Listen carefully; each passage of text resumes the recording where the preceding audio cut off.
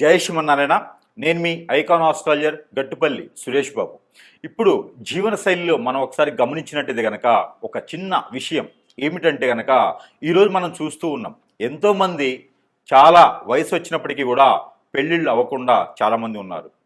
పోనీ అది ఒక పక్కన పెట్టేస్తే, పెళ్ళిళ్ళు చేసుకోకపోవడానికి గల కారణాలు పేరెంట్స్కి అతి ఆశ కావచ్చు, చేసుకునేటువంటి వారికి కూడా అతి ఆశ కావచ్చు. మరొకటి, పెళ్ళి అయిన తర్వాత వారి యొక్క ఆధీనంలో ఉండాలి, వారి యొక్క వాల్యూస్లో ఉండాలి అనే ఒక సంబంధంలో కావచ్చు. లేదు అంటే కనుక వీళ్ళకి ఫ్రీడమ్ ఉండదేమో అనుకునే విధంగా. అన్నిటికన్నా ముఖ్యమైనటువంటి విషయం ఏంటంటే కనుక పెళ్లి కాకముందే ఒక రకమైనటువంటి బంధంలో ఉండిపోవటం, ఆ బంధానికి విడిపోలేనటువంటి తత్వం, ఇవన్నీ కూడా మనకి గమనిస్తూ ఉన్నాం. కానీ వీటన్నిటితో పాటు మరొక విషయం ఏంటంటే కనుక అటో ఇటో చేసి పెళ్లి చేసుకుంటారు, పెళ్ళి అవుతుంది. ఈ పెళ్లి చేసుకోవడానికి కారణాలు పెద్దవారి యొక్క బలవంతం, లేదా పిల్లలు ఇష్టపడి లవ్ మ్యారేజెస్, లేకపోతే ఒక అభిప్రాయాలు ఇంకోరికి నచ్చి చేసుకునేటువంటి విధానం, ఇవి పెళ్లి చేసుకోవడం. ఇకపోతే పెళ్ళి అవుతుంది, అటు ఇటుగానో విడిపోతారు. బంధాలు ఎన్నో ఉన్నా విడిపోతూ ఉంటారు. లవ్ చేసుకుంటారు ఎన్నో సంవత్సరాలుగా, పెళ్లి చేసుకుంటారు, విడిపోతారు. లవ్ చేసుకుంటారు, పెళ్లి చేసుకోకపోయినా విడిపోతూ ఉంటారు. ఇలాగా చాలామంది ఒక్కొక్కరు వాడికి బానిసైపోతూ ఉంటారు. ఈ విడిపోయినటువంటి తత్వంలో చాలా రకాల కారణాలు ఉంటాయి. కులము, మతము, ఆస్తులు, అంతస్తులు, మనస్సు, వేరేక పరిచయాలు, అభిప్రాయాల భేదాలు, ఆదాయం, డబ్బులు, పేరెంట్స్ విషయాలు, వాల్యూస్, ఇవన్నీ కూడా మనం చాలా రకాలుగా తీసుకోవచ్చు. దీంట్లో ముఖ్యంగా అటు ఇటు చేసి పెళ్లికి ముందున్నటువంటి బంధాలన్నీ కూడా విడదీసుకోను కొంతమంది పెళ్లి వరకే వస్తారు. ఎందుకు ఇలా చెప్తున్నాను అనుకుంటారా? ముందు ముఖ్యంగా మనకు తెలియాలి కదా, అసలు ఏం నడుస్తుంది సమాజంలో, మనం ఎక్కడున్నాం, అసలు మనం ఎక్కడున్నాం, ఏం చేస్తున్నాం, వాల్యూస్ ఏంటి, సనాతన ధర్మం ఏంటి, అసలు ఈరోజు నడుస్తున్నటువంటి బంధాలేంటి, బంధవ్యాలేంటి, వాల్యూస్ ఏంటి, అసలు మనం ఎక్కడున్నాము అనేది ఒకసారి మనం చూడాలి. భారతదేశానికి ఒక చరిత్ర ఉంది. ఆ చరిత్రలో కుటుంబ వ్యవహారాలకి, ఆచారాలకి, ఒక రకమైనటువంటి వ్యవస్థకి వాల్యూస్ ఉన్నాయి. అటు 7 తరాలు, ఇటు 3 తరాలు అంటారు. అవన్నీ కూడా ఎక్కడికి వెళ్తున్నాం మనం? అవన్నీ ఏమవుతుంది? ఒకప్పుడు మనకి పెళ్ళిళ్ళు స్వర్గలోకంలో నిర్ణయిస్తారు అంటారు. మరి అలాంటి పెళ్ళిళ్ళు మరి ఈరోజు ఏమవుతున్నాయి? పెళ్ళికి ఎంత విలువ ఉంటుంది? సరిపోని పెళ్ళి అటు ఇటు కలిసి ఈ రోజు ఉన్నటువంటి జనావళి శ్రమస్సులకి ఒక 30% పెళ్లి చేసుకుంటూ ఉన్నారు నెమ్మదిగా. ఈ పెళ్లి చేసుకున్న వారు ఎంతవరకు నిలబడుతున్నాయి సంబంధాలు? పెళ్ళి అయ్యి పిల్లలు పుట్టిన తర్వాత విడిపోయారు కొంతమంది, పెళ్ళి అయ్యి కూడా ఎమ్మటే విడిపోయారు కొంతమంది. వెలిగేషన్స్, పొరుగు, ప్రఖ్యాత, హోదా, డబ్బు అన్నీ పోవటం, ఎన్నో రకాల సమస్యలు ఈరోజు మనం ఎదుర్కొంటున్నాము. ఒక బంధం అనేది ఏర్పడిన తర్వాత దేవుడు నిర్ణయించినటువంటి బంధానికి భార్యాభర్తల బంధం, అలాంటి భార్యాభర్తల బంధాన్ని ఈరోజు మనము హేళన చేయటం, ఈరోజు మనము ఆ భార్యాభర్తల బంధాన్ని ఎక్కడికో తీసుకెళ్ళటం లాంటివి జరుగుతూ ఉన్నాయి. అలాంటి భార్యాభర్తల బంధం విలువ లేకుండా, మరీ గుప్తంగా లేకుండా, విచ్చలవిడితనంతో వ్యవహార పూరితమైనటువంటి విషయాలన్నీ వెలికి తీస్తూ విడాకులు తీసుకోవటం, విడిపోవటం ఈ రోజుల్లో చాలా పెద్ద ప్రాషన్ అయిపోయింది. భర్త ఏదైనా ఒక మాట అంటే ముందు భార్య తరపునటువంటి పేరెంట్స్ ఒప్పుకోవట్లేదు. మా అమ్మాయికి ఏం తక్కువ, నీకుతో పాటు సంపాదిస్తుంది, ఆమెను ఎందుకు అనాలి, ఆవిడకో ఫ్రీడమ్ కావాలి. భార్య ఏమనంటే భర్త తరపున ఉన్నటువంటి తల్లిదండ్రులు ఒప్పుకోవట్లేదు. నా కొడుకు ఏం తక్కువ అండి, అమ్మాయితో పాటు సంపాదిస్తున్నాడు, పిల్లల్ని చూసుకునే అవసరం లేదు, మళ్ళీ కోటీసులు ఇచ్చే సంబంధం వస్తుంది. ఇలాంటి వ్యవహారాలతో తల్లిదండ్రులు కూడా ఆలోచించకుండా వారికి చెప్పకుండా ఉన్నటువంటి పరిస్థితి ఏర్పడతా ఉన్నాయి. ఇలాంటి విలువలు లేనటువంటి సంబంధాల మధ్యన మరి ఈరోజు ఉన్నటువంటి జీవనశైలి ఎలా ఉంది అంటే కనుక, అసలు భార్యాభర్తల బంధం ఎందుకు విడిపోతున్నారు? ఈ రోజుల్లో ప్రత్యేకంగా ఎందుకు విడిపోవాల్సి వస్తుంది? అసలు కారణాలు ఏంటి? అసలు ప్రభుత్వాలు ఏం చేస్తున్నాయి? మన రాజ్యాంగం ఏం చెప్తుంది? అసలు ఈ జీవోలన్నీ ఏంటి? ఎందుకు తీసుకొస్తున్నారు? ఎవరి కోసం ఈ ఫ్రీడమ్స్? ఒకప్పుడు భార్యాభర్తల బంధం బాగలేదా అండి? మన వ్యవహార పూరికలు బాలేవా అండి? వారి జీవితకాలం బతకలేదా అండి? మరి ఈ రోజులు ఎందుకు ఇలా జరుగుతుంది? అసలు ఏం జరుగుతుంది? ఎందుకు విడిపోతారు? జాతకంలో ఏమైనా తప్పులుంటే విడిపోతుంటారా? అలానే వీరి యొక్క నక్షత్ర ప్రకారంగా కంపాటబిలిటీ లేకపోతే విడిపోతూ ఉంటారా? వీరికి కంపాటబిలిటీ సెట్ అవ్వకపోతే విడిపోతారా?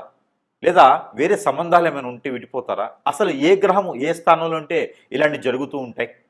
ఒక్కసారి మనం ఆస్ట్రాలజీ పరంగా కొంత క్లుప్తంగా విషయాన్ని తెలుసుకునే ప్రయత్నం అయితే మనం చేద్దాము. దాంట్లో ముఖ్యంగా ఈ యొక్క ద్వాదశ రాశుల వారు పెళ్లి చేసుకున్న తర్వాత ఎందుకు విడిపోతారు? అసలు విడిపోయేటువంటి సందర్భం ఏమొస్తుంది?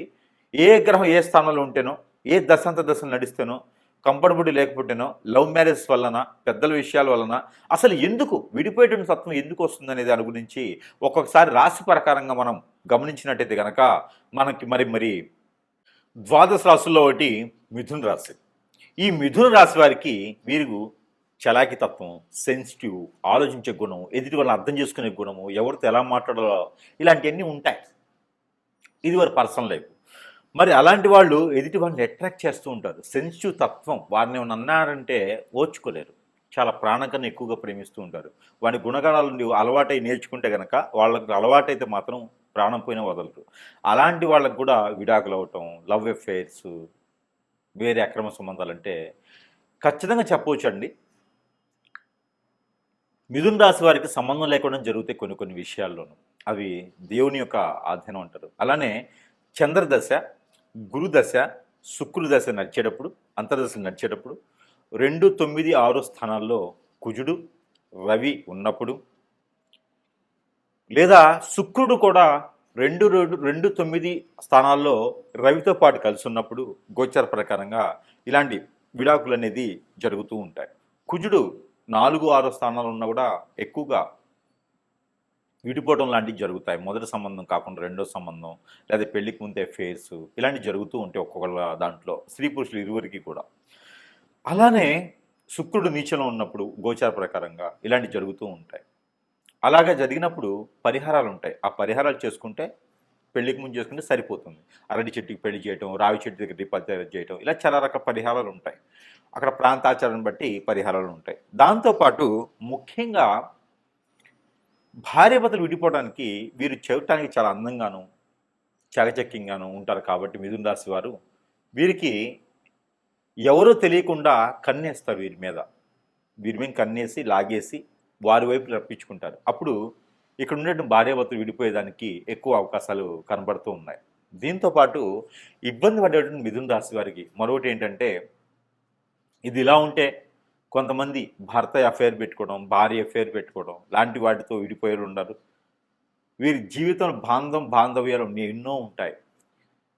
వీరు బాధ్యత తీసుకుంటే ఎక్కడి దాకైనా వెళ్తారు. కాబట్టి ఇన్ని రకాల సమస్యల నుంచి బయటపడటానికి, దాంతోపాటు మన మీద హిప్నటిజం, బ్లాక్ మ్యాజిక్ జరగవచ్చు. ఇలాంటి కారణాలు ఎన్నో ఉంటాయి భార్యాభర్తలు విడిపోవడానికి. ఆ విడిపోయేదానికి కొన్ని రకాల పరిష్కార మార్గాలు ఏంటంటే, విడిపోయినటువంటి భర్త తిరిగి రావాలి అంటే, అలాగా భార్యాభర్తలు విడిపోయేదానికి ఎన్నో కారణాలు ఉంటాయి. కొంతమేర కలవాలి, నా భర్తే నాకు కావాలి, నా భార్య నాకు కావాలి, అఫైర్స్ పెట్టుకుని వెళ్ళిపోయినారు, వాళ్ళ మీద ఎవరో హిప్నటిజం, బ్లాక్ మ్యాజిక్ చేసేసారు, వశీకరణ జరిగిపోయింది. ఇది తెలియకుండా చాలా జరుగుతున్నాయి ఈ మధ్యన. సంఘ విద్రోహ శక్తులు ఏర్పడి భార్యాభర్తలు విడదీయడానికి ఎన్నో రకాల మార్గాలు ఉన్నాయి ఈ రోజున. అలాంటి రోజులు కూడా బంధానికి విలువ ఇచ్చి నాకు భార్య కావాలి, నా భర్త నాకు కావాలనుకున్న వారు ఎవరైనా ఉన్నారు అంటే కనుక వారికి కొన్ని రకాల వస్తువులు మన దగ్గర మంత్రోచ్చారణ చేసి ఉంటాయి. మనము ఇది సోప్ అండి, సబ్బు, ఒంటి సబ్బు అనమాట. ఇది బాడీ సోప్. ఈ సోపులతో కూడా మన భర్తను మనం తెచ్చుకోవచ్చు, మన భార్యని మనం తెచ్చుకోవచ్చు. వారిలో ఏమైనా సిమ్టమ్స్ ఉన్నాయి, వారిలో ఏదైనా మార్పు వచ్చింది అన్నప్పుడు ఈ సోపు వారి చేత వాడించండి. తెలియకుండా వాష్రూమ్లో పెట్టేస్తే వారే వాడేస్తారు. అందరూ వాడుకోవచ్చు ఇది. ఈ సోపును వాడించడం వల్ల, ఇది షాంపూ, ఇవన్నీ కూడా మంత్రోచ్చారణ చేసి ఉంటాయి. ఇది షాంపూ. ఇంకా మన దగ్గర హెయిర్ ఆయిల్ ఉన్నది, రోజ్ వాటర్ ఉంది, ఎన్నో రకాలైనటువంటి వాటిల్లో మంత్రోచ్చారణ చేసి ఉంటాయి. ఇవి వాడుకోవడం వలన, వాడించడం వలన ఇంటిల్లిపాది వాడుకోవచ్చు. ప్రేమ, అనురాగం, ఆప్యాయత అన్ని రకాలుగా మనకెళ్ళి వస్తూ, వేరే ఎవరైనా వేసినప్పుడు కానీ, వేరే ఎవరైనా ట్రై చేసినప్పుడు కానీ అయితే చెప్పుచ్చి కొడతా అనే విధంగా ఉంటారు. కాబట్టి ఇంట్లో బాంధవ్యాలు కాపాడుకోవాలంటే ఇప్పుడున్నటువంటి జనరేషన్ తగ్గట్టు మనం ఉండాలి. దాంతోపాటు ఇరువురు కూడా అర్థం చేసుకోవాలి ఒకరినొకరు. అన్ని రకాలు ఉండటం పాటు ఇవి కూడా వాడినట్టయితే ఇంకా మన దగ్గర చాలా రకాల వస్తువులు ఉన్నాయి. మనకు సంబంధించినటువంటి ఏదైతే కావాలో అవి మనం సరసమైనటువంటి ధరల్లోనే మీ చెంతకే చేర్చేటువంటి సదవకాశాలు కూడా మన దగ్గర ఉన్నాయి. సదుపాయం కూడా ఉంది. కాబట్టి ఎవరికైనా కావాలంటే సంప్రదించవచ్చు. లేదు ఇంకేదైనా పరిష్కార మార్గం కావాలంటే కూడా చూడొచ్చు. చిన్న చిన్న సమస్యలు అయితే కనుక ఈ పరిహారం చేసుకొని అదృష్టవంతులు అవ్వచ్చు. ఇలానే కనుక విడిపోయినట్లయితే కనుక మీకు ఒక చిన్న పరిహారం కూడా చెప్తాను. ఆ పరిహారం చేయండి.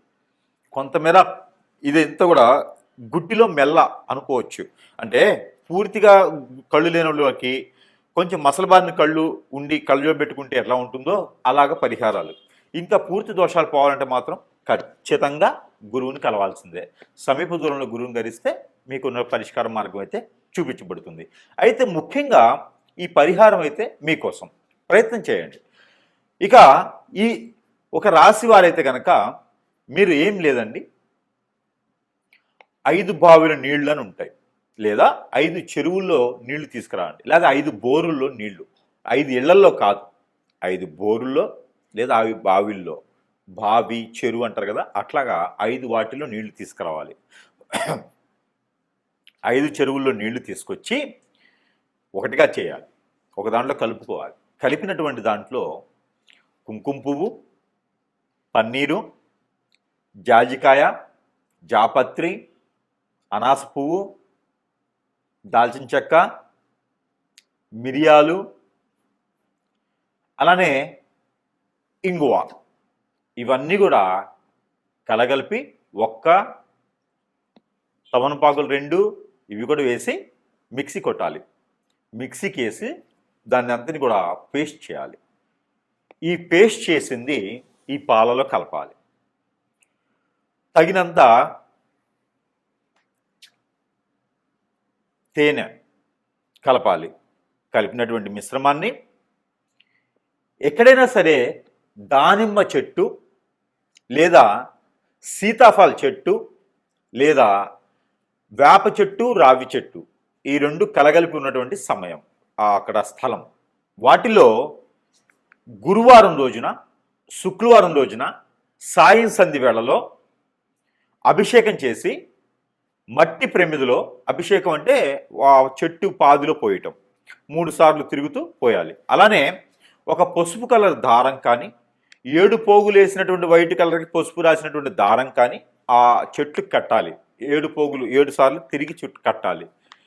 అది వేసి కనుక అక్కడ చెట్టు కింద మట్టి ప్రమిదిలో 2 ఒత్తులేసి ఆవు నెయ్యితో లేదా కోకోనట్ ఆయిల్తో దీపారాధన చేయాలి. లేదా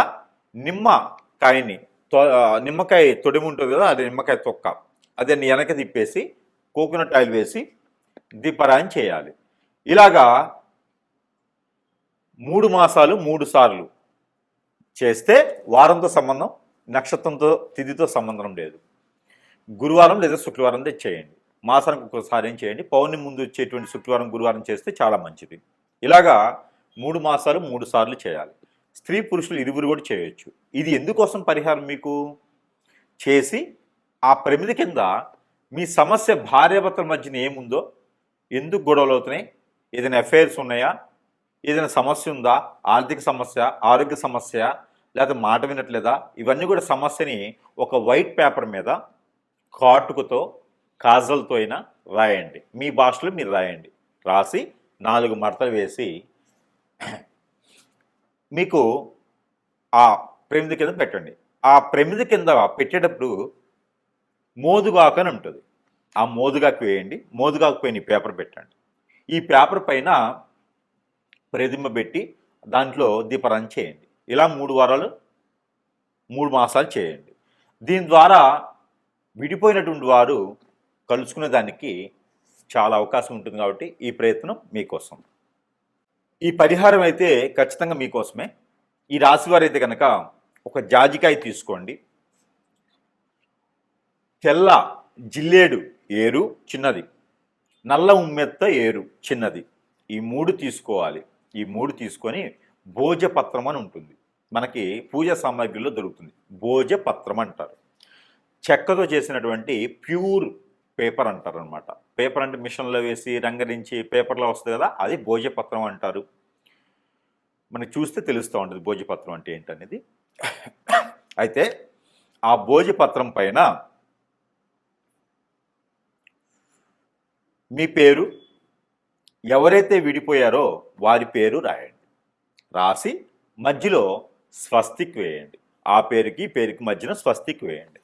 స్వస్తిక్ వేసి చుట్టూతా కూడా ఇంటూస్ గీయండి. ఇంటూ అష్టదిబ్బందన అన్నట్టుగా 8 ఇంటూ గిలియాలి. 8 రకాల ఇంటూలు రౌండ్ వైర్గా గీస్తూ ఉండాలి దానిపైన. అది రెడ్ ఇంక్ పెన్ అయినా, బ్లూ ఇంక్ పెన్ అయినా, బ్లాక్ ఇంక్ పెన్ అయినా రాయొచ్చు. ఆ భోజపత్రం మీద రాసి జాజికాయ, పసుపు కొమ్ములు 2 పోకలు ఒక్కలు, జాజికాయ ఒకటి, దానితో పాటు మీరు ఒక ఎల్లో కలర్ వస్త్రం తీసుకొని దాంట్లో ఒక 3 దోసెట్లు బియ్యం, ఇలా 3 గుప్పెట్లు బియ్యం, దాంట్లో పసుపు, కుంకుమ, గంధం, ముగ్గు, ₹1 కాయిన్, దాంతోపాటు నేను చెప్పినటువంటి పసుపు కొమ్ములు, జాజికాయ, ఒక్కలు ఇవన్నీ కూడా వేసి ముడుపు కట్టేయండి. ఎర్రదారంతో ముడుపు కట్టండి. ముడుపు కట్టి మీ దేవుని మందిరంలో పెట్టండి. రాసిన రోజున ఇది గురువారం, శుక్రవారం రాయాలి. భార్యాభర్తలు కలవటానికి, ఇది విడిపోయి ఉంటే కలవటానికి. గురువారం, శుక్రవారం రోజున ఈ పరిహారం చేసుకోండి. పూజ మందిరంలో పెట్టి చక్కెర పొంగల్ చేయండి 3 రోజులు. చక్కెర పొంగల్ చేసి నైవేద్యం పెట్టండి. నైవేద్యం పెట్టేసి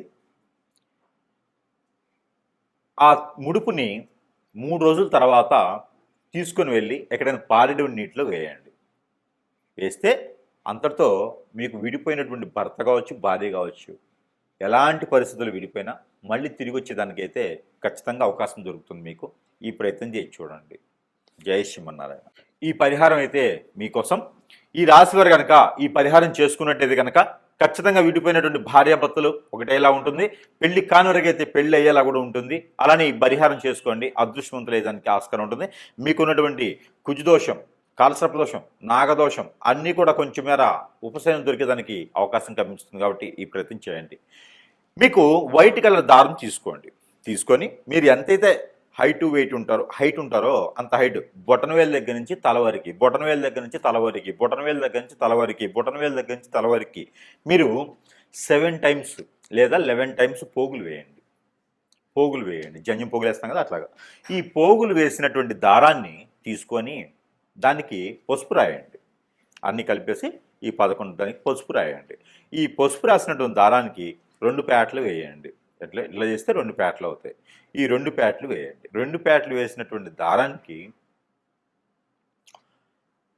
రాగిలో కానీ, పంచలోకాలు కానీ, సిల్వర్లో కానీ 2 పాములు, జంట పాములు ఉంటాయి కదా ఇలాగా పరిగిప్పి, ఈ జంట పాములు ఉన్నటువంటి ప్రతిమ అంటే రూపు ఒకటి తీసుకోండి.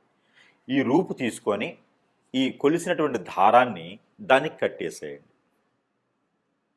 దానికి అడ్డంగా కట్టేసేయాలి. బంధన అన్నట్టుగా, బంధన అంటే ఇలా కట్టం, అడ్డంగా కడతాం బంధన అంటే. ఈ బంధన అనేది దానికి కట్టేసేయండి. ఈ కట్టినటువంటి దాన్ని మీ తల దగ్గర పెట్టుకొని ఒక 3 రోజులు నిద్ర చేయండి. అలాంటి సమయంలో కలవద్దు, అలాంటి సమయంలో విడిగా పడుకోవాలి. నేల పడక చేయాలి. చాప మీద పడుకుంటే మంచిది, మంచం మీద పడుకోవద్దు. ఈ 3 రోజులు కూడా మీ పక్కలో పెట్టుకొని పడుకోండి. తెల్లవారు లేచిన తర్వాత తల దగ్గర నుంచి కాలు వరకు 7 టైమ్స్ తీసుకోండి. 3 రోజుల తర్వాత ఇది ఆదివారం రోజు, మంగళవారం రోజు మొదలుపెట్టండి. ఈ 3 రోజులు సాయం సంధ్య వేళ మొదలుపెట్టండి. ఈ 3 రోజులు నాన్ వెజ్ భుజించకండి. వెజ్లో కూడా ఆలు, గోంగూర, వంకాయ, పొట్లకాయ తినకండి. ఆలు, గోంగూర, వంకాయ, పొట్లకాయ ఇవి తినకండి. నాన్ వెజ్లో ఫిష్ కానీ, మటన్, చికెన్ ఏం తినొద్దు. మామూలు శాకాహారిగా ఉండండి. పాలు కూడా తాకండి. ఎగ్స్ కూడా తినకండి. ఈ 3 రోజులు దీప నైవేద్యాలు పెట్టండి స్వామివారి దగ్గర. ఏ ఆలయానికి వెళ్ళే అవసరం లేదు, మామూలుగా అయితే వెళ్ళండి. ఇక ఈ ప్రతిమ తీసుకెళ్ళి ఎక్కడైనా మీకు పారెడు నీరు ఉంటే అక్కడ ఒక కొబ్బరికాయ తీసుకొని వెళ్ళండి. ఆ కొబ్బరికాయ కొట్టేసి అక్కడే మీకు చెరువు దగ్గరగా కొబ్బరికాయ కొట్టేసి ఆ నీళ్లు తీసేసి ఆ రెండు చిప్పల మధ్యలో ఈ ఆ పడగ ఏదైతే ఉందో రాగిది కానీ పంచలోకాలు కానీ సిల్వర్ కానీ తీసుకున్నటువంటి పడగ కట్టినటువంటి బంధనం కట్టేసి మీ దగ్గర పెట్టుకుని పడుకుంటారు కదా, ఆ పడగ తీసుకొని కట్టేసేయండి. కట్టేస్తారు కదా, ఆ కొబ్బరి చిప్ప లోపల పెట్టేసేయండి. పెట్టేసి దానికి నల్లని దారం లేదా ఎర్రని దారం కట్టేసి దాన్ని మళ్ళీ ఫిల్ చేసేసేయండి. రెండు అతికిచ్చేసి దాని లోపల ఈ నాగపడిగిలిది పెట్టేసి కట్టేసేయండి. ఆ కట్టినటువంటి కొబ్బరికాయ పారేడు నీటిలో కానీ నిలువున్నటువంటి కుంటలు వాటి ఉంటాయి కదా, వాటిలో కానీ వేసేసేయండి. వేయటం ద్వారా మీకున్నటువంటి దిష్టి దోషాలే కాదు, కాలసర్పదోషం నాగదోషమే కాదు, భార్యాభర్తలు విడిపోవడానికి ఎలాంటి సకల దోషాలు ఉన్నా కూడా ఇలా చిటికలో పశాపంచలు అవుతాయి. ఈ ప్రయత్నం చేస్తే మీ భర్త మీ దగ్గరికి వస్తారు, మీ భార్య మీ దగ్గరికి వస్తుంది.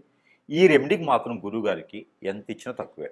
కాబట్టి ఈ పరిహారం చేసుకొని మళ్ళీ విడిపోయినటువంటి భార్యాభర్తలు కలుసుకోవాలనిగా మనస్ఫూర్తిగా కోరుకుంటూ ఉన్నాను.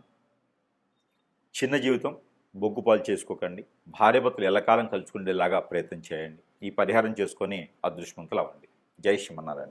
ఈ పరిహారం ఈ రాశి వారు చేసుకున్నట్టయితే కనుక ఖచ్చితంగా మీకు విడిపోయినటువంటి భార్య మళ్ళీ రావాలని మనస్ఫూర్తిగా ఉందా, ఈ పరిహారం చేయండి. విడిపోయినటువంటి భర్త అతనే కావాలని మీకు అనిపిస్తే కనుక ఖచ్చితంగా ఈ పరిహారం చేయండి, వచ్చేస్తాడు. ఏమిటంటే ఒక రాగి పాత్ర తీసుకోండి, చెమ్ము గ్లాసు పాత్ర ఏదైనా తీసుకోండి. తీసుకొని దానిపైన మూత ఉంటుంది కదా, ఆ మూత కింద పెట్టండి. సింహద్వారానికి లోపల నుంచి బయటికి వస్తూ ఉంటే రైట్ సైడ్లో ఉండాలి. బయట నుంచి లోపలికి వెళ్తుంటే లెఫ్ట్ సైడ్లో ఉండాలి. గడప పక్కన ముందు అంటే మనం బయటికి వెళ్ళే దారిలో గడప పక్కన లోపల నుంచి బయటకు వస్తుంటే రైట్ సైడ్. కింద ప్లేట్ పెట్టి దానిపైన భోజపత్రం లేదా మోదుగాకు అంటారు కదా, మోదుగాకు వేయండి. మోదుగాకు పైన మూత పెట్టేసేయండి. చిన్న ఇట్లా పెట్టేసేయండి మూత ఎలికల. దాంట్లో పాత్ర గ్లాసు చెమ్ము ఏదో ఒకటి పెట్టేసి దాని లోపల నీళ్లు వేయండి. నీళ్లు వేసి దాంట్లో